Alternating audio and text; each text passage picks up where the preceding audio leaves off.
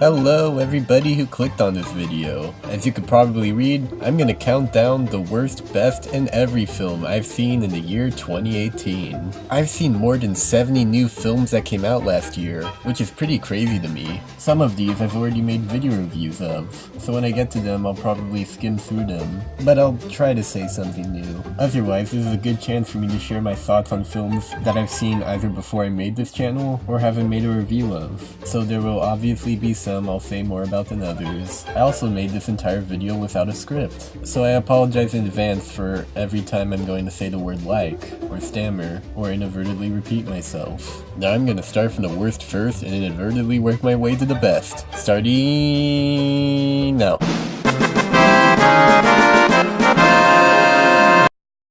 Number 77. A Wrinkle in Time. The worst goddamn movie I've seen all year! Like, I thought at worst the movie would be just kind of bland and boring, and it kind of was to a certain extent. But what surprised me even more is just the sheer lack of competence in almost every regard. This feels like an amateur made it. And I know that's a strange comment to say because the director is Ava DuVernay, who also did Selma and the 13th Amendment movie. And those are both pretty good, they were decent. Watching this, it feels like she completely forgot how to make a movie to begin with. Now to be fair, I never really read the book. I did skim through this graphic novel version of it. I'm not like a connoisseur of the story or whatever, but I do have a basic knowledge of it. If I were to walk into this movie knowing absolutely nothing about the storyline, this would make absolutely no sense to me. And even kind of knowing it, it barely does. The acting was terrible. A lot of people seem to like whoever was playing Meg. I didn't really find anything that special in her performance. Granted, she was given nothing to work with, but still, the kid they got to play Charles Wallace is so bad. And the love interest character is even worse. Did you hear that, Meg? You have more potential than anybody here! Mommy was awkward and funny looking at your age too! And look at her now! She's beautiful! Just a physics thing. You have no idea how incredible you are. Do you? Now as for the witches, I don't know what they were thinking. Like, Reese Witherspoon is acting like a hippie flower child. Mindy Kaling the witch who says famous quotes. She quotes Chris Tucker at one point. Dang. Tucker, American. And Oprah Winfrey's character is a massive ego stroke on Oprah Winfrey. She plays a giant goddess who's constantly complimented for her beauty and knowledge. Oh, stroke my face. Chris Pine looks like the main character from Team America World Police. That was kind of distracting. Even outside of acting, all the technical aspects were awful. The direction was bad. The visual effects were terrible. The cinematography, aside from maybe one shot or two, were all just uncomfortable close-ups of people's faces. And wasn't this director nominated for her work? Everything here is just so inept. That's the word I'm looking for. That's the word to summarize this entire movie. Inept. Number 76, The Cloverfield Paradox, the most forgettably dull movie of the year. If my biggest takeaway was the fact that this was advertised and premiered during the Super Bowl, you know I got little to say in the matter. I find this franchise weird in that it seems as if J.J. Abrams is just taking regular, unrelated movies and putting a monster in them, and then saying they're all linked together or whatever. I remembered really enjoying 10 Cloverfield Lane, until that climax with the aliens showed up, and it really killed my positive impression of it. This one kind of reminds me of that, in which it takes this unrelated, boring sci-fi movie and intersplice footage from some random, unrelated monster film. Aside from that moment where it's all, oh look, it's the monster, and like this moving hand, I got nothing else. Number 75, The Grinch, the most soulless product of the year. If you were to tell me this was not made by filmmakers, but by a focus group, I would believe you.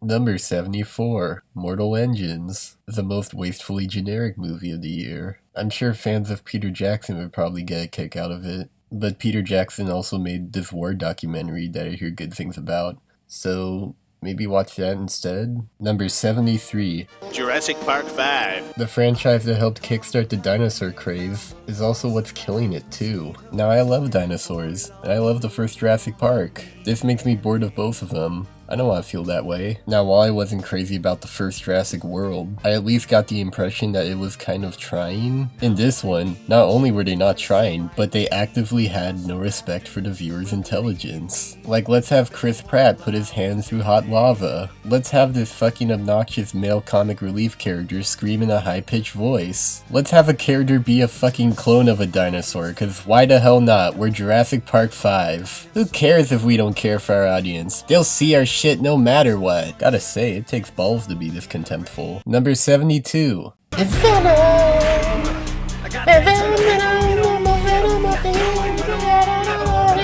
Still not into it, as apparently most people are. But I will say, the best thing to come out of this are all those cute Venom and Eddie Brock comics. Like, I actually do love those. Number 71. Pacific Rim Uprising. Nobody wanted to make this. That's the impression I got while watching it. The first Pacific Rim wasn't great or anything, but it was fun. You could tell that it was a passion project for Del Toro. This one felt like a paycheck for everybody. Most of the actors are just kind of sleepwalking. They repeat plot elements from the first film, like we once again have a female co-pilot who has a tragic backstory. They also kind of ruin characters from the first movie for whatever reason. There is no style to the direction. All the Jaegers look the same. They played the Trollala song at one point. My grandmother used to play it for me. That was weird. The only scene I remember was this part where Charlie Day has virtual mind sex with a kaiju brain. It was a weirdly surreal moment for an otherwise boring and conventional rehash. Number 70. Skyscraper. The most Dwayne Johnson movie of the year. It might actually give Jurassic World a run for its money and stupidity. Dwayne Johnson, despite missing a leg, is a literal superhero who can jump from a giant crane to a tall building and ignore the laws of physics and gravity while doing so. Quick, children who have asthma, walk on the unsturdy plank over fire. It will support your weight. You are the spawn of Johnson. You will always be safe. Uh-oh, I got an owie. Nothing that little duct tape can't fix. Dumb. Also, it's from the director of Dodgeball for some reason. Huh. Number 69. Yeah, boy! And in the Apocalypse. It's another zombie comedy. Number 68. Mowgli! So this is yet another retelling of the Jungle Book, this time directed by Andy Serkis. It was supposed to be released in theaters, but then Warner Bros. Saw it and realized it was going to lose them money, so they dumped it to Netflix. And after seeing it, that was probably the right choice. This is one of the creepiest movies I've seen all year. And I'm not talking intentionally creepy. What I mean is that, look at the animals' faces! What is wrong with your face?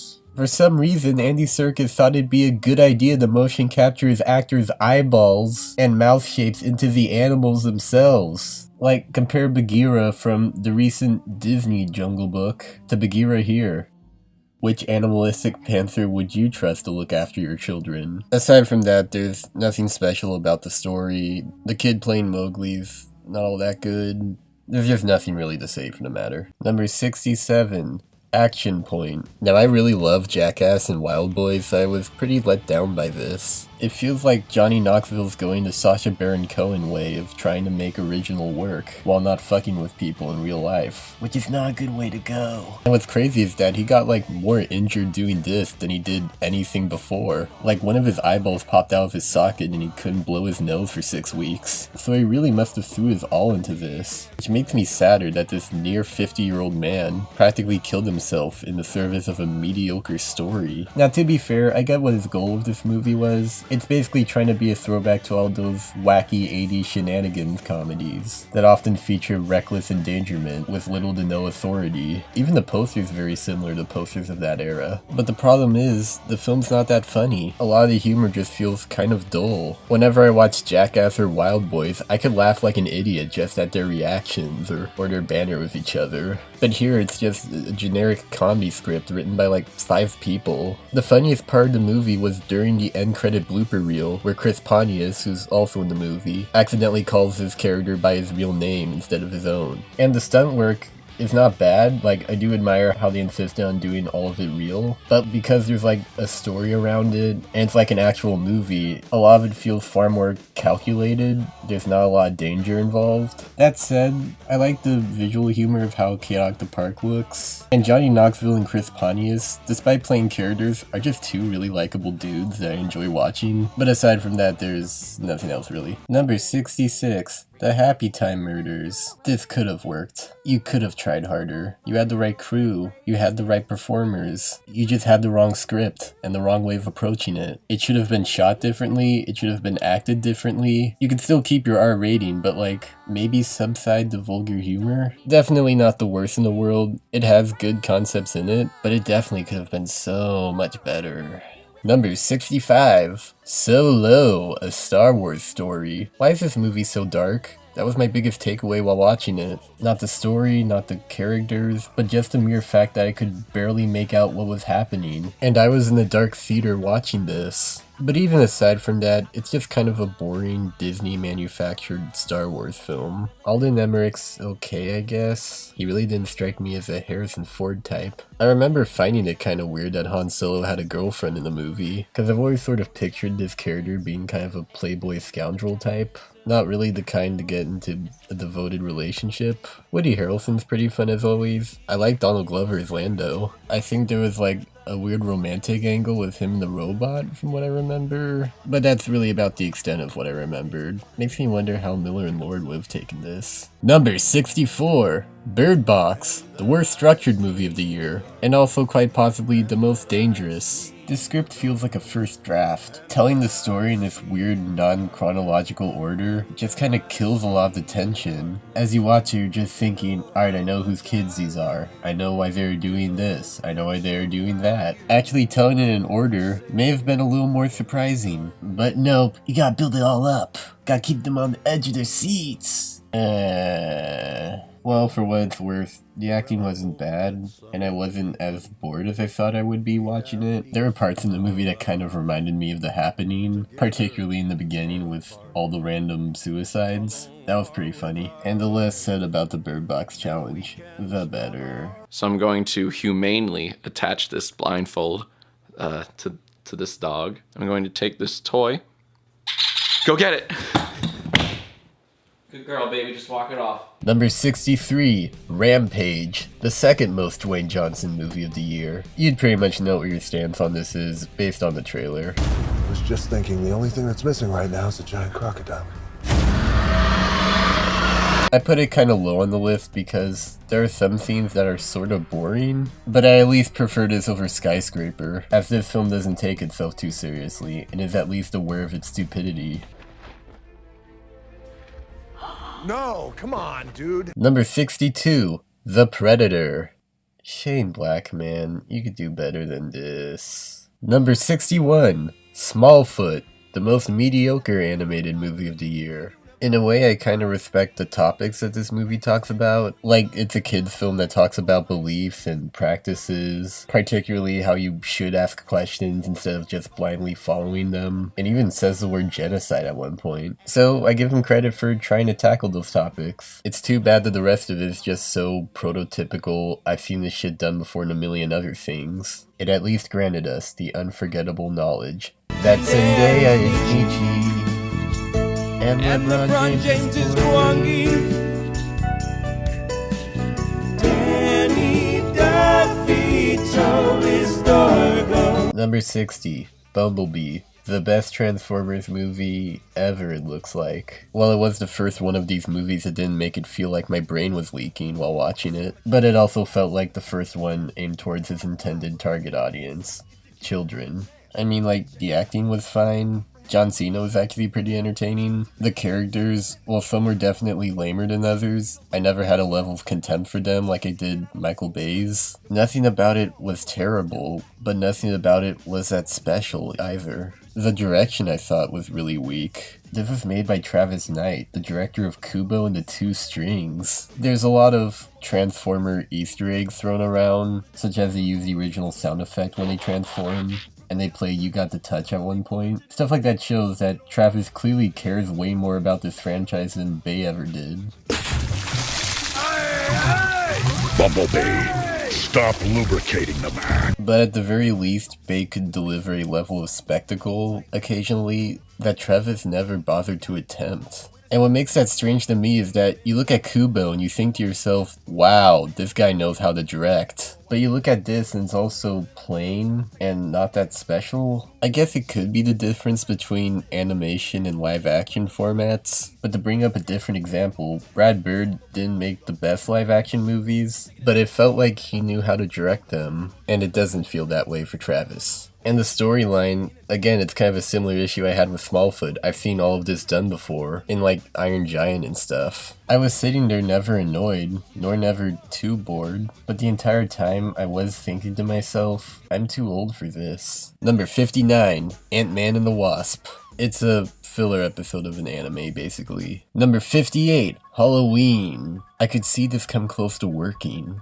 They just needed like a better script and a more consistent tone and a better DP because it gets shot like an NBC sitcom. Number 57, Crazy Rich Asians. The most not for me movie of the year. And no, it's not because it's an all Asian cast. I find it pretty cool that a big American movie starring Asians is a huge success everywhere. I'm just not a fan of these big, sweeping, romantic comedies set in lavish locations of all sorts of wealth porn and outfits. Like, I just don't care. I find it really boring, and I know where the plot is going. There are a few things I could say positive about it, like the lead actors are good. I could see them in a lot of future endeavors. Ken Jeong had the only scene in the movie that I found kind of funny. Some of the side characters are kind of annoying. It's a perfectly harmless movie. It knows what it set out to do, and it does it well. I can't get too mad at a movie for doing that. Number 56, The Meg. It's a Jason Statham versus a giant shark movie. You could argue that this is as good as it gets, but I still feel like it could have been a little better than this.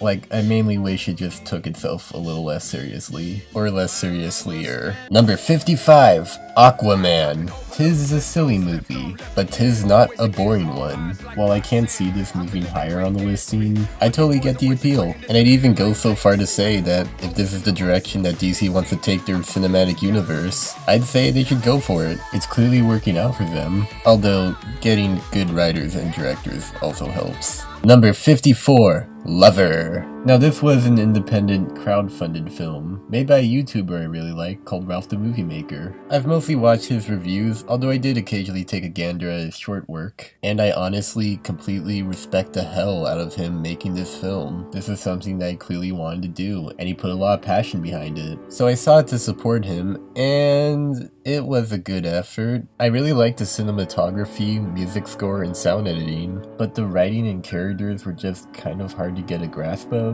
I got that Ralph's character is meant to be kind of a sociopath, but I feel like the movie had a difficult time deciding whether or not he's a social outcast. I was also a little confused by the girlfriend character. I couldn't really tell if she was a drug dealer or a victim of a crime, being forced to do what she's doing. Who knows, maybe the movie did explain it, I was just bored watching it. I guess the bottom line is, it just felt a little too student filmy for me. But I do, again, congratulate Ralph, because he shows a lot of promise as a director, and I hope he can only improve from here. Number 53, Hotel Transylvania 3. The first one was okay, the second one was bad. This one I watched when I had nothing to do that day. Now some of you may be wondering why I'm even bothering with this franchise. Well, the truth is, they're all directed by Genndy Tartakovsky, who's one of my favorite animation directors. And even though the scripts are usually very hit and miss, more so the latter, I still feel like his work really shines through here. I love all the character designs. I love just the weird, bizarre ways that they move. It really is what's saving an otherwise pretty mediocre product. Or at least that's my opinion. If you find the animation a little too manic for your tastes, I understand. But I can't quite casually recommend it because at the end of the day, it's still an Adam Sandler vampire cartoon. So make of that what you will. I'm at least glad Genndy's getting other work now. Number 52, Mom and Dad. For a horror comedy about parents trying to kill their children, it's perfectly serviceable. The two saving graces that this has is the direction of Brian Taylor, whose work I really like in the Crank films, and of course crazy Nicolas Cage, which is always a treat. Motherfuckers! You're going to open this motherfucking door! I think that's also my biggest complaint too. I kinda wish there was more Nicolas Cage. I remembered there being a long portion of the movie where he's not in it. And that's unfortunate because it does falter a little without him. But whatever, it is what it is. Take it or leave it. Number 51. Teen Titans Go to the Movies. I'm still pretty surprised that this got a theatrical release. And I saw it in a theater. Anywho, there are parts in it that are funny, parts of it that are not. It's basically a feature-length episode of the show. If you like the sound of that, then you'll enjoy the movie. And if you don't, well, Trouble in Tokyo still exists. Number 50. Ready Player One. Steven Spielberg's masturbatory geek reference movie. Based off a book from what I've heard was cringy as hell. There are so many dumb things I could just poke out at this. Like how the main character solves this impossible racing puzzle by just doing a Mario Kart cheat, or how the love interest believes she is hideous because she has a birthmark on the side of her face. Like, oh, ew, who would ever want to kiss her? And I'm also plain confused over how this virtual reality world got popular. While having everyone's avatars be these random copyrighted characters is pretty accurate, I don't get why they would all hang out in this dark purple, dark blue kind of world, and having them all fight for freedom. If this were reality, they'd just be yelling at each other while doing the most inane shit. Excuse me, sir. Can I have 4 adults and 1 child to see Pluto Nash 3D? See what? Pluto Nash 3D. Ticket for Pluto Nash 3D. Hold on. What are you, like, reaching up your asshole for a ticket? No. Oh shit, it's Mario. Hope he doesn't sit next to me. Please, no. No, fuck, no, please, no, fuck. When does Eddie Murphy show up? That's all I want to know. He shows up right fucking now, 3D, bitch! It came out of his dick! But at the end of the day, I can't really call this movie the raging garbage fire that the trailers made it out to be. I was never bored watching it, there was always something going on, and there was even a really fun sequence set inside The Shining. That's actually worth looking up on YouTube, to be honest. So once again, it's another movie that exists, and I'm conditioned to accept that. Number 49. Mary and the Witch's Flower, the most boring animated movie of the year. It's the first film made by a new studio comprised of former Ghibli artists, and it shows. It looks exactly like a Ghibli movie. Like, it looks great, it has a good musical score, it wasn't annoying at all, it has good voice acting. There's nothing bad about it, but there's also nothing special about it either. The storyline and characters are just so whatever. I've seen themes and ideas like this done better by Ghibli, and J.K. Rowling, and Trigger. It had all the right pieces, but just the wrong script. These are kind of the same thoughts I had for another film by the same director, The Secret World of Arrietty. I'm hoping that that director and this studio can only improve from here. They just need some originality. Number 48. Bohemian Rhapsody. Rami Malek is really good, Queen's one of the best bands ever, the Live Aid stuff, while being a recreation, is still kind of fun. Watch Walk Hard, the Dewey Cox story instead. Number 47, Next Gen. This was a weird one. I remember Rebel Taxi in his video called it the Iron Giant for school shooters, and strangely, that tagline kind of works for it. So it's this movie on Netflix set in the future where this rebellious teen who hates robots for taking over her life basically happens to befriend this beta robot under the pretense that she could use it to basically slaughter all robots. The reason why I called this a weird one was not because it's a strange, surreal movie, like hell no, I've seen way more stranger films this year, even animated ones. I say that because this movie almost had something going for it. It has concepts in it that are kind of interesting. Like, the main character is kind of a piece of shit who loves violence and taking revenge. Like, I don't see that often in these kids movies, really. While her relationship with the robot isn't anything that unique or special, it's kind of a Big Hero 6 repeat. The robot, since it's still kind of a work in progress, has a thing in which it has to delete memories in order to continue the power, really. And again, that's an intriguing idea.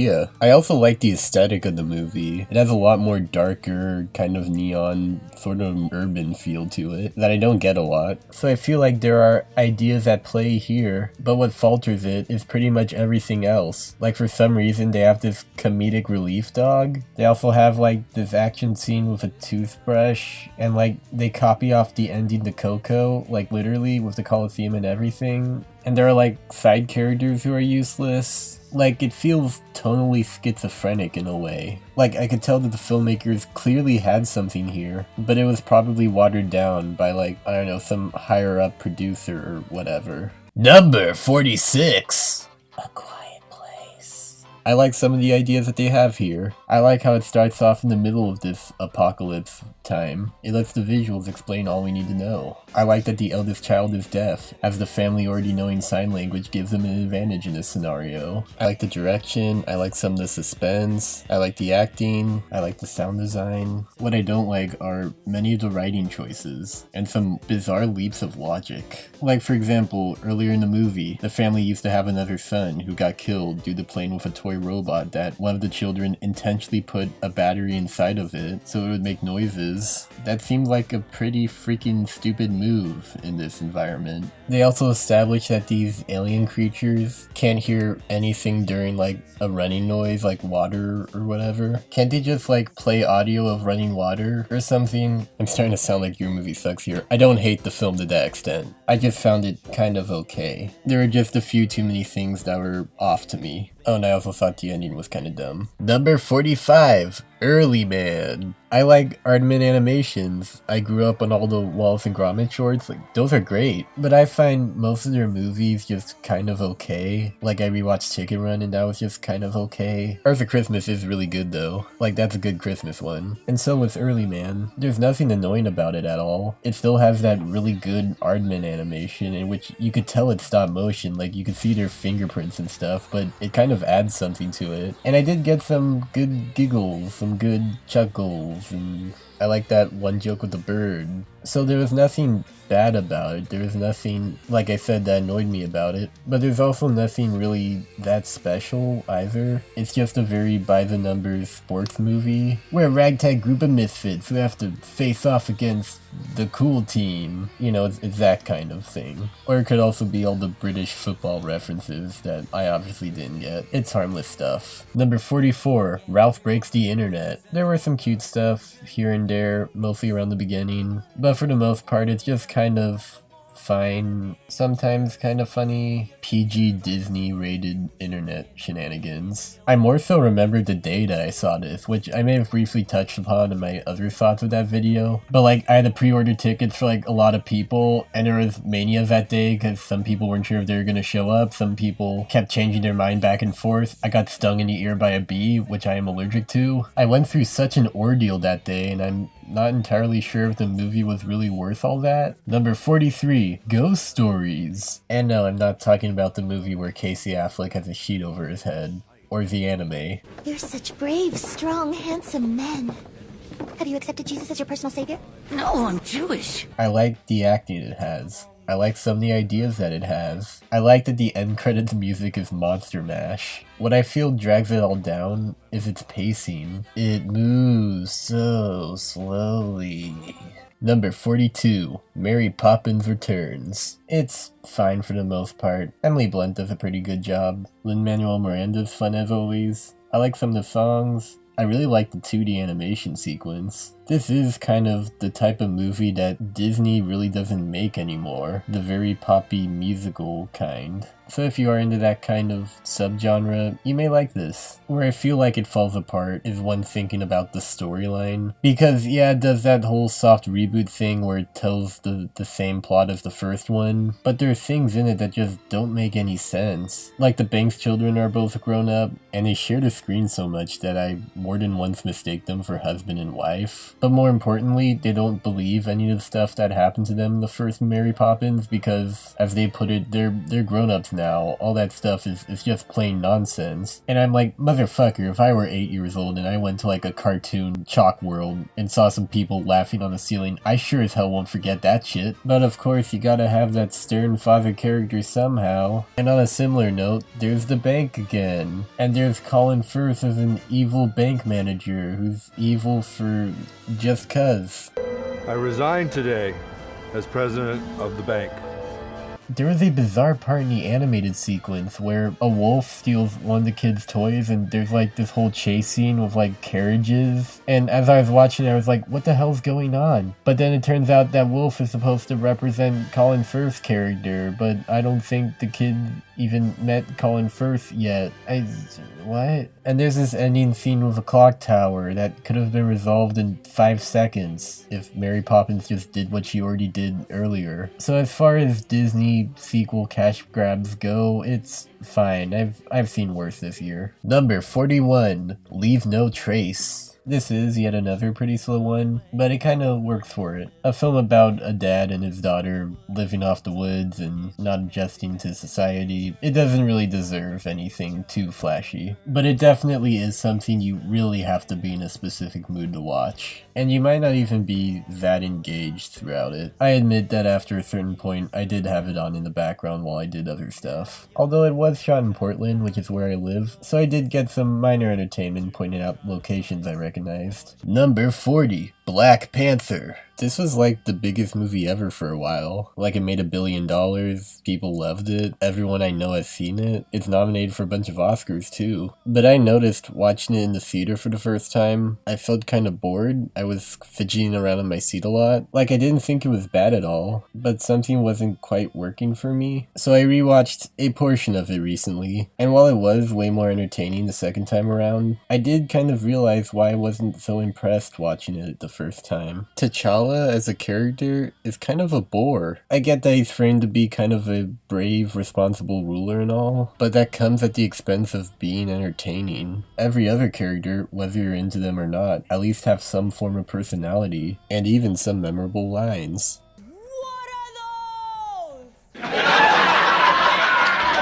But when it comes to the Black Panther himself, I could barely remember a thing he says. I think I was actually more intrigued by him by his brief appearance in Captain America Civil War. I said in my review of Ant-Man that I didn't really care much for Scott Lang, but I can at least remember stuff that Scott Lang does. Well, okay, T'Challa does stuff too, but you know what I mean. But aside from that, there's also some pretty dodgy CG work here and there, and like a PG-13 neck slashing. But there are some good stuff here. Like, the two villains are really fun to watch, like Andy Serkis and Michael B. Jordan. They're really good. The acting itself is good in general. I like the production design and the look of Wakanda. The direction's also pretty fine, though it's not nearly as good as Creed, which is made by the same director. There's some good action, dodgy CG aside. It's fine, you know, it's perfectly fine for what it is. It's not a best picture. It's not like a game-changing movie, I think, because that seems to be how people are making it out to be. It's a fine superhero thing. Number 39, The House with a Clock in Its Walls. It's a fun little throwback to all those dark children's films that don't get made much anymore. Because, you know, it's Jack Black, Cate Blanchett, child actor who's terrible at crying, facing off against pumpkins and evil dolls and zombie people. It's the kind of thing that I would watch a lot if I were 10, because Lord knows I definitely did not have piss poor standards at that age. Like, I definitely did not watch Aliens in the Attic twice. Eli Roth is better at making children's films than supposedly adult horror. Pancakes! No pancakes!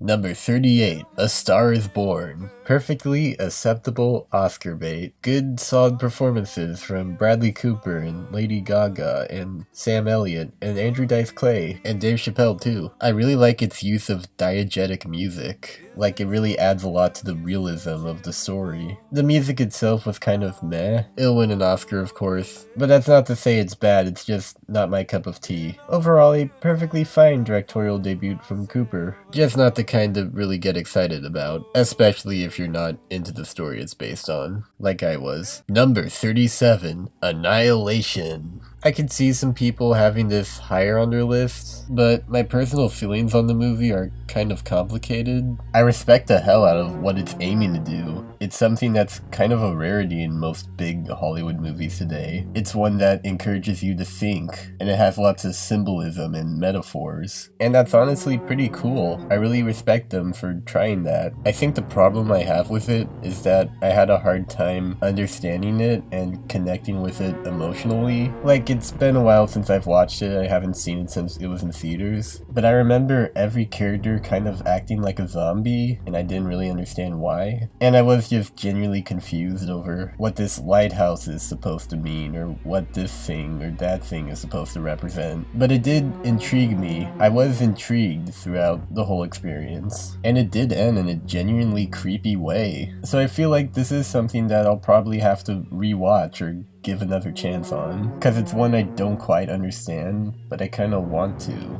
As of right now, I think I still preferred the director's previous film Ex Machina over this one. Number 36, Overlord. You know, for a J.J. Abrams produced World War II Nazi zombie movie, it impressed me more than I thought. It had some really impressive sequences and a good chilling atmosphere to it, and while it needed another pass on its characters and jump scare sound effects, I could totally see this being like a cult favorite amongst horror fans, especially those into Nazi exploitation. Werewolf Women of the SS. Written and directed by Rob Zombie. Number 35, Fahrenheit 11/9. Say what you will about Michael Moore. I mean, propagandist is definitely a description, but I do stand by the fact that he is a talented documentarian, and this documentary was consistently entertaining to me. Although that said, I wouldn't rank it up there with his best work, as this tends to be a little too all over the place. Like, sometimes he'll talk about Trump, sometimes he'll talk about the Flint water crisis, sometimes it's about school shootings, sometimes it's about the American dream, sometimes the NRA, sometimes the media, sometimes sexual predators. It just felt a little too tangential to me, but I was otherwise entertained throughout it. Number 34, The Death of Stalin. A really interesting take on 1950s Russian government. I like how the real-life Russian figures are played by American and British actors who aren't even trying to do an accent. I also think it's rather ingenious to take these actual events that happened in this time and play it all for satire. It did start to falter around the third act as it stopped trying to be a comedy and started to take what it's doing in a weirdly serious manner. Like, really? We're gonna be dramatic now? But you know, it's definitely a take on these events. Number 33, Mission Impossible Fallout. I remember almost nothing about the story, which is typical for this franchise, but I at least remember Tom Cruise breaking his leg on top of a building, or him fighting Henry Cavill in the bathroom, or him hanging off the ledge of a cliff, and all sorts of ridiculous stunts, which at the end of the day, that is what matters. Tom Cruise trying to kill himself for our entertainment. Number 32, Unsane. Steven Soderbergh proved to the world that he could make an entertaining movie with an iPhone and release it in theaters. Although, truth be told, he actually does find some pretty inventive ways of using the camera. He could put it into places where anything else wouldn't fit. He could go really close up on some faces. And even the grainy, imperfect quality kind of adds a level of realism to it all. Claire Foy also gives out a good performance as someone panicked and paranoid. The story itself starts out interesting, but after a while it begins to falter, and by the end it's just really kind of stupid. But you know, I'd still say give it a gander. It is entertaining, and it also has the most surprising Matt Damon appearance since Interstellar. Number 31, Game Night. Now this is another interesting one, because like the script itself is just kind of like it has some occasionally fine jokes here and there, but it's more or less the same as any other fine comedy script. But the cinematography, editing, and direction here are all really good, especially for a modern day American, not Edgar Wright directed comedy. Like there's some clever scene transitions, there's good framing, there's this aerial shot of the neighborhood where all the houses kind of look like game pieces, there's this really impressive continuous take of all the characters chasing after this egg, and the camera follows them through railings, and they all happen to catch it, and there's lots of chasing, and this isn't just something like, oh, they happen to get a good looking shot by accident or whatever. No, there was actual thought behind this presentation, so because of that, I applaud the directors behind this. And one of them is the little brother from Freaks and Geeks, and they also did the Vacation remake. Anyway, the rest of the movie's fine. The acting was good in it, with the biggest standout being the creepy cop played by that guy from the Black Mirror episode. There were maybe a couple plot elements I could have done without, like what was with that Denzel Washington thing. But once again, it's good, check it out. Number 30, Creed 2. It's another Rocky movie. It may be a sequel to Creed 1, but it's not nearly as good as Creed 1. But it is perfectly on par as being another Rocky movie. And if you're as into that franchise as I am, then you're gonna have a fine time with it. If not, then not. Number 29, Mandy. The visuals here are consistently good. The performances here are consistently good. The first hour of this movie is slow as shit. I was close to falling asleep a few times. And while a few of Nick Cage's lines, as well as the villain's antics, would get some amusement out of me, it was just so tedious and repetitive. But then the titular Mandy gets killed in front of him. Not really a spoiler since that's the main crux of the plot. And after that happens, the minute that a bizarre ass macaroni commercial plays on the television, the movie kicks into high gear and it never lets go. Like it suddenly becomes one of the most relentlessly entertaining things of the year. Like it's all chainsaws, demons, cocaine, Jesus freaks. It has it all in that second hour. So as long as you're willing to wait a while, you're in for a fun ass time with crazy ass Cage. Number 28. Deadpool 2. I really liked the first Deadpool. Sure, it was a pretty generic superhero origin story, but it was funny and entertaining, and it opened the floodgates for more R-rated superhero adaptations, which is genuinely a good thing. Now Deadpool 2, I remember the first hour of it not personally being that funny. Like it did jokes about dubstep and Sharknado in 2018. I also remembered thinking the plot was kind of weird. It did the women in the fridge trope with not a lot of irony, and like the prison subplot and stuff was sorta odd. Although I'm at least glad that Ricky Baker's getting work. But then as soon as Cable gets involved into the plot, and Deadpool escapes prison, the film just got way more engaging to me. Like it got way funnier, I loved all the X-Force characters, the action scenes were really fun. It's kind of a similar position I have with Mandy, although even I admit this first hour is more entertaining than that. I feel like this is another one that I kind of want to rewatch just to reevaluate my opinion, although re-releasing it in PG-13. Number 27, Incredibles 2. Perfectly alright Pixar sequel. It repeats the same plot as always, only except this time it's Elastigirl taking the place of Mr. Incredible, so we have a Mr. Mom subplot going on here. I like how we get more to kids in this one than we did in the first, although I found it weird how much screen time that Violet subplot took. The animation and score is as amazing as always. A lot of really fun action scenes scattered throughout. They do the same goddamn twist villain thing that Disney's been doing for the last 5 years? Really? Give it a goddamn rest! It's good, check it out. And it also has one of the most balls-to-the-wall bonkers Pixar short I've seen in a while. Number 26, If Beale Street Could Talk. It's a nice little movie, very beautifully shot with lots of really good colors. I didn't find it as engaging as Moonlight though, and it had no reason to be nearly as long as it was. You could have cut some stuff out and it wouldn't feel like anything was missing, but it's otherwise really well acted and directed. Number 25, You Were Never Really Here. I really like Joaquin Phoenix's character. I really like the cinematography. I like the themes and ideas that are implied here. Everything else is just kind of okay, but because those 3 things I listed there are so focused on and so relevant, I'd say it's worth a watch. Check it out soon. Number 24, MFKZ. I bet if more people saw this movie, I would probably get more shit about this ranking. Like people will be coming up to me and be like, how come you put this above If Beale Street Could Talk? I don't know, it's fun. Like sure, the storyline is just kind of stuff happening with very little rhyme or reason, and there's definitely some plot elements I don't care about, but like, I love the design of it, as well as its action sequences. I like the 2 main characters. I was consistently entertained throughout it. I enjoyed the film despite its flaws, and hopefully you can too. Number 23, Upgrade. You want to see a Venom movie done right? Well, check this one out. I was a little thrown off by some of the writing, especially around the beginning, but once the upgrade happens, it becomes a fun time. We got a solid lead performance from Logan Marshall Green, some really inventive action sequences, some good concepts, good comedy, an ending that leaves you with the feeling of, ah shit. I could tell that it was its intention to be kind of a cult midnight science fiction genre film, and it succeeds in that. Number 22, First Man. A solid-ass Neil Armstrong biopic with a very committed performance from Ryan Gosling, and some fantastic direction from Whiplash and La La Land scribe Damien Chazelle. I still think this might be my least favorite film of his, because I think it just needed to be cut down a little shorter, but then again, obviously, it's still a good movie. Number 21, Black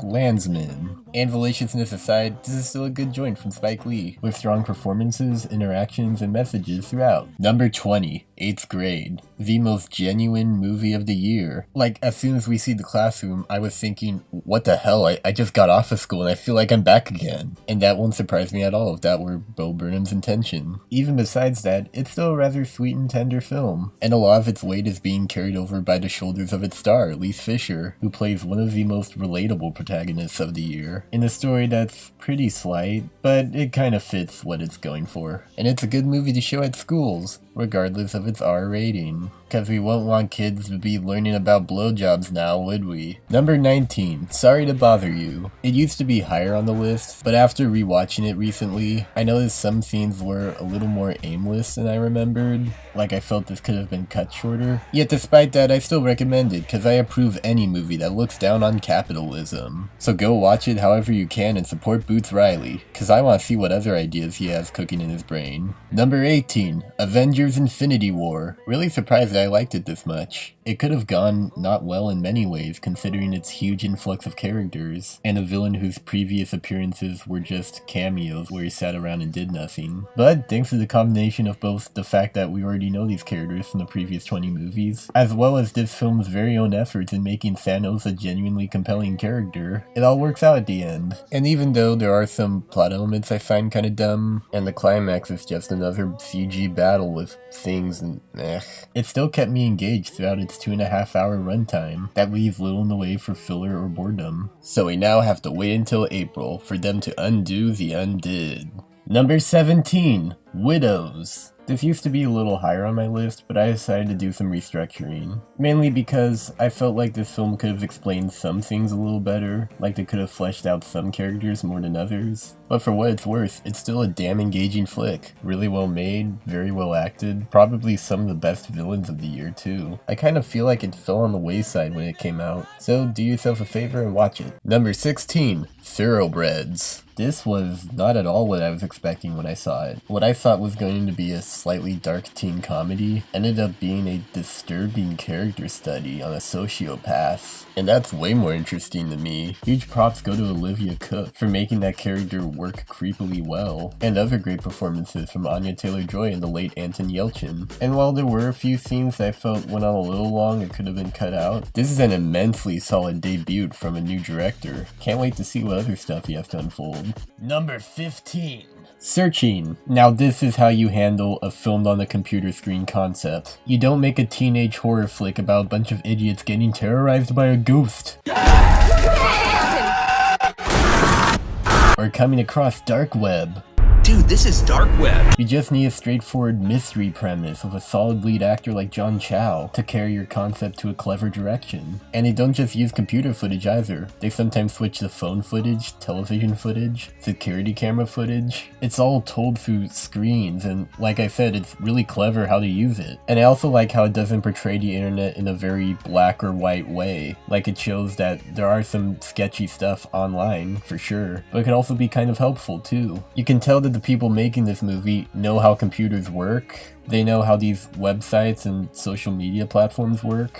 And even though I still feel like the twist at the end was a little weird, I'm really impressed at how well this all came together. Number 14. 3 Identical Strangers. This is one of those documentaries that's based on something too insane to be true, but the fact that it is makes it all the more fascinating. The story of these 3 long-lost identical triplets happening to find each other is crazy enough, but the circumstances surrounding why they were separated, why they were kept apart, unleashes this entire hidden conspiracy. Information that has been stored for secret for decades. Stuff that's happened to several people, not just them. Like, it goes from a heartwarming story about these 3 brothers who reunite together to a mystery investigation. And they both work. They'd have you invested and surprised over what kind of crazy thing will they find next. How are the brothers doing today? Do they have proper closure? Do they feel that this is legal? You know, it's deep stuff to think about.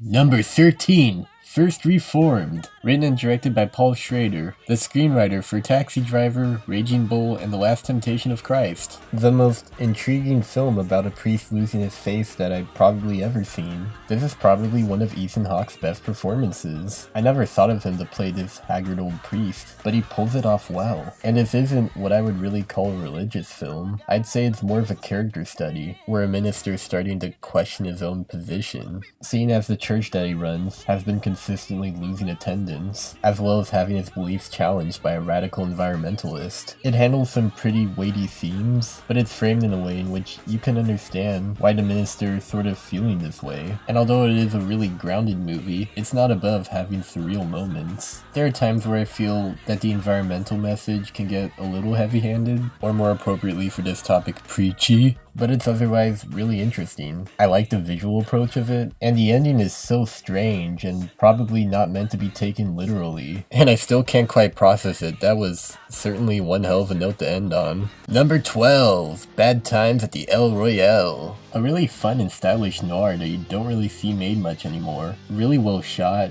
well written, great production design, lots of really interesting characters, great acting from everyone, especially Jeff Bridges and Cynthia Erivo. A little bit overlong, but still entertaining. I'm hoping it could pick up some kind of cult following. Number 11. The Night is Short, Walk On, Girl. One of the most pro-alcohol drinking films ever to exist. It's a really pleasant and entertaining fun time, with a technically romantic plot strung together with surreal escapades. And it has an outstanding animation style that complements its surreality perfectly. Really loving the work of this Masaki Yuasa director, although I didn't really care much for Devilman Crybaby. Highly recommend this one. Also Mind Game too. Now before I move on, I'd like to bring up 2 honorable mentions. They were named that way because I couldn't really find a spot on them for this list, and I'll explain why. The first is Black Mirror Bandersnatch. I didn't include it because it's technically an episode of a TV show, and it's also like a video game, sorta. It's kinda weird to describe, but that's what I think makes it unique. It's a choose-your-own-adventure thing, with a narrative about free choice and whether or not you have it. I think you're better off experiencing it yourself instead of having me explain it to you. So if you have Netflix, give it a shot. And the other one is something that is technically a movie, but I believe is more of an experience. And that is Neil Breen's Twisted Pair. I saw this in a packed auditorium and it was quite a trip. My name is Cade. I have an identical twin brother, Kel. Then one day it all changed. There was a bright light in the sky, and time stood still. We were both selected. You can't comprehend the definition of cinema unless you and 100 other people yell for Neil Breen to kiss that bird.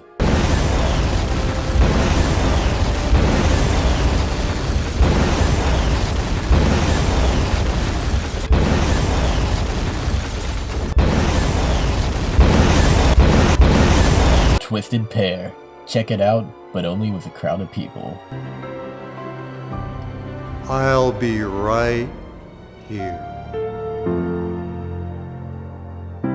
Number 10, Suspiria. A remake to the 1970s cult classic, although comparing it to that, the difference is visually light and dark. But it does work to create an atmosphere of sheer coldness. The story here, while being a little confusing at parts, is still consistently intriguing. The dance choreography is fantastic, the soundtrack by Radiohead frontman Thom Yorke is diverse and interesting, the acting's solid, the editing's solid, the makeup and practical effects are just straight up outstanding. On a technical basis alone, this movie should have gotten Oscars. I should probably bring up a warning that the movie is 2.5 hours long, so see it when you are in the mood for a supernatural psychological horror of that length. Number 9, Blindspotting. Yet another one that surprised me. I went into this with the mindset that it was going to be a serious drama, and while there were definitely serious dramatic elements in play, it was actually a lot funnier and poppier than I expected. Parts of this movie reminded me of early Spike Lee. The script was written by its 2 stars, and it shows. These 2 have clearly been friends together for years, and the other actors are solid as well. I can't even remember the last time I've seen Wade Knight in a movie, maybe since Punisher Warzone? There are a few awkward music and editing choices throughout, but don't let that stop you from giving this one a go. It's funny, but it's also really poignant, and kind of haunting too.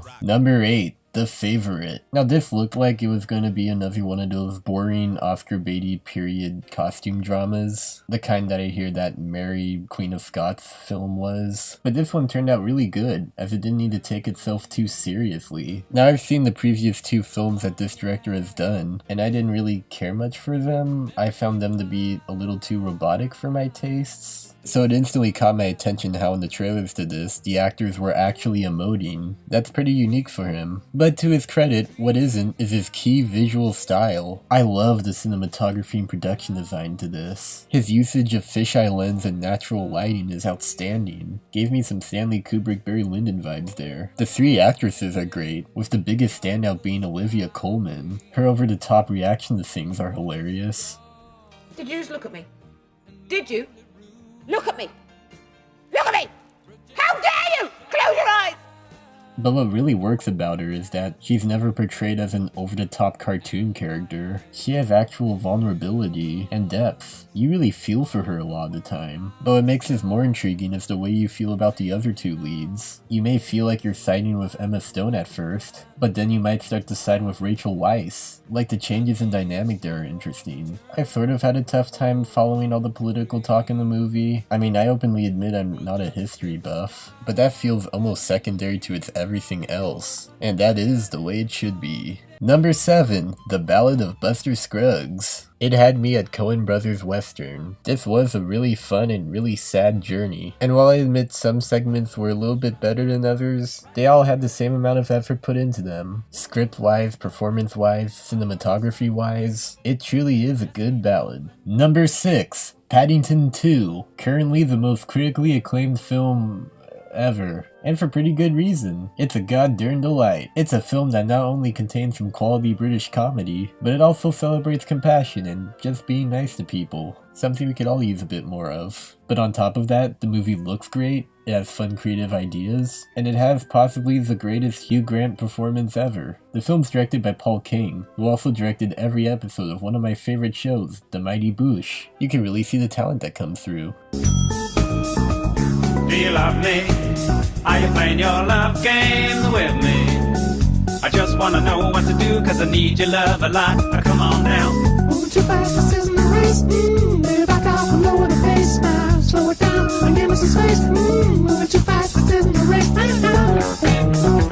Watch this and also the first one. Number 5, Spider-Man Into the Spider-Verse. Not only is it a great Spider-Man movie, a great comic book movie, and a great Miles Morales story, but it's also one of the most awe-inspired looking animated films of the decade. This honestly feels destined to become an animation classic. Sony Animation sure went a long way from animating actual pieces of shit. Number 4, Hereditary. It might be debatable if this is the scariest horror movie, but it certainly is one of the most disturbing. It's a film that depresses you, that makes you feel like you are in the center of the worst moment in this family's life. And I mean that all as a big compliment. A lot of its fear comes from straight up paranoia, and a lot of this is helped with just the visuals and direction. There are so many hidden details in the background and the foreground and the sound design that you're definitely not going to catch them all upon your first viewing. And while all the other actors are great, Toni Collette's performance, my god. Even just her facial expressions alone. It is an insult that she is not nominated for Best Actress. You won't have a good time watching it, but if you want good horror, it's right here waiting for you.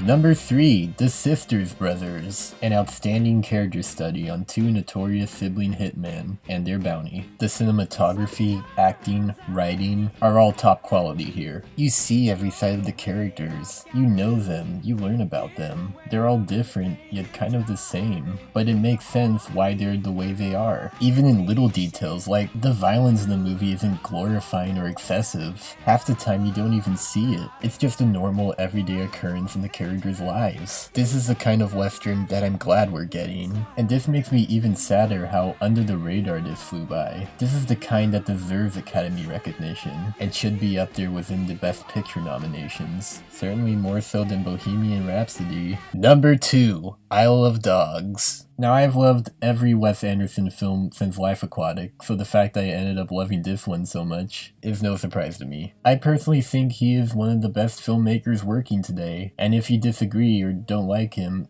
then I completely understand. Here, he tells a consistently engaging story, set 20 years in the future, which is an interesting departure for him, about these dogs stuck in a trash island, casually complimenting suicide. It has a really dark theme throughout it, but the tone also feels weirdly cheery too. The humor, I feel, is really subtle, like you may not even laugh at all during it, but it is there. Now I know that some people might have issues with cultural appropriation, or it feels like the white people saved the day, or just issues with the foreign exchange student in general. Now those are interesting conversations to have with people, like I've had those conversations. It's a little hard for me to fully dictate my views on the cultural appropriation angle. Now as for the other things, the whole white people angle I feel is a little unfair, like it seemed a little bit more even to me while watching it, and I didn't really have that big an issue with the exchange character. If I did, this would have been not as high on the list as it is. The score of the movie by Alexander Desplat is fantastic, the voice acting's well done, and I've gone on this long without talking about its animation, cause my god, stop motion's like the perfect format for Wes Anderson. Everything from the framing, to the composition, to the backgrounds, the subtleties. It's not the most fluid stop motion, but I don't think it should be. I think knowing that it's stop motion makes you appreciate the work even more, and that's why I love Dogs. And my number one favorite film of the year is Roma. Director Alfonso Cuarón is a visionary genius who's had quite the film career. He's made Ye Tu Mama Tambien, That One Harry Potter with the Jamaican shrunken head. Little old lady at 12 o'clock. One of my favorite movies, Children of Men, and that 3D amusement park attraction disguised as a movie, Gravity. It's still alright. He's back directing his first Spanish language feature in more than a decade, with a story about a housemaid who was based on an actual maid that the director knew growing up. And that fact alone tells me that this isn't only the best film of 2018, but it's also the most personal film of 2018. Everything from the setting to the time period to the point of view, the director is making us feel like we're growing up at the same place that he did. And what really sells this illusion are the technicals involved. The cinematography feels very first person, like you're physically there with the characters and the events. But what exemplifies this feeling is the use of long takes and diegetic sound. At this point, even judging from Children of Men alone, Cuarón is a master at performing long continuous takes. And whatever music you hear comes from an external source such as a television or a radio, further selling you on the reality of these events. But even looking aside technicals, the movie offers a sweet and sad story about a maid's close relationship with the family she worked for. Both her and the mother are going through similar troubles involving ones close to them, and while the mother is clearly upset and angry over it, the maid, while not being unemotional, is noticeably far more contained, which says a lot about that particular character and how she reacts to other events as they happen. This is also noticeable in how she feels more warm and affectionate towards the children than their own parents do. And even though it can feel small and personal, it can also feel rather epic in its scope too. I saw this movie twice, both on Netflix and in 70mm film, and it's one that feels big and warranted in that format. I noticed all sorts of new details. And also viewing it again, there's a lot of foreshadowing and metaphors of events yet to come. Like I noticed how big of a part water had to play in this. The acting was outstanding, the children were never annoying, the sound design was on point, there are moments that are funny and kind of surreal. Everything about it has so much thought and care put behind it. Watch it however you can. It is a masterpiece, and it is also my favorite film of the year, like I said. Thank you all for enduring my long-ass year video, but if you skipped ahead to like the end, I completely understand. I tells you, seeing all these movies and running this channel sure is hard work. Expect some hopefully more exciting projects coming up on this channel. Otherwise, get some sleep tonight or whatever. I don't know. Thanks again for watching. Gooshi. See ya. 2 to the 1, from the 1 to the 3. I like good pussy and I like good trees. Smoke so much weed you wouldn't believe, and I get more ass than a toilet seat. 3 to the 1, from the 1 to the 3. I met a bad bitch last night in the D. Let me tell you how I made her leave with me. Conversation and Hennessy. I've been to the motherfucking mountaintop. Heard motherfuckers talk, seen them drop. If I ain't got a weapon, I'ma pick up a rock. And when I bust your ass, I'm gonna continue to rock. Get your ass on the wall with your 2 left feet. It's real easy, just follow the beat. Don't let that fine girl pass you by. Look real close, cause strobe lights about to have a party. So let's get